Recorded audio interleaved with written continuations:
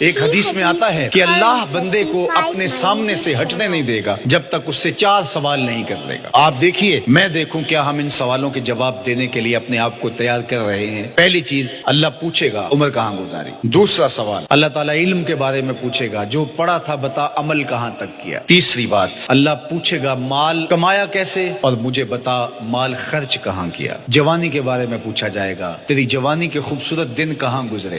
عرب کے ماحول میں بیوی سے اظہار محبت عیب تھا اور گرل فرینڈ بنانا ایک فخر تھا۔ اب لوگ کٹھے پڑھتے ہو، اس لعنت سے بچو۔ باعزت آئے ہو، باعزت چلے جاؤ۔ اپنی شادیاں ماں باپ کی رائے سے کرو، ماں باپ کی دعائیں لے کر کرو، اپنے فیصلے خود مت کرو۔ یہ کیا کریں، اب بچے بچیاں کٹھے پڑھتے ہیں تو اس قسم کی لعنتیں چلیں گی تو صحیح، لیکن میں جتنا بچ سکتے ہو بچو بچو۔ اپنے فیصلے ماں باپ کے حوالے کرو، اپنے فیصلے ماں باپ کے حوالے کرو، چونکہ جتنی عشق کی شادیاں ہوتی ہیں وہ ساری ہی ناکام ہوتی ہیں، چونکہ معشوق اس وقت تک ہے جب تک وہ بیوی نہ بنے۔ جب وہ بیوی بن جائے پھر وہ معشوقہ نہیں ہے، پھر کوئی اور بلا ہے۔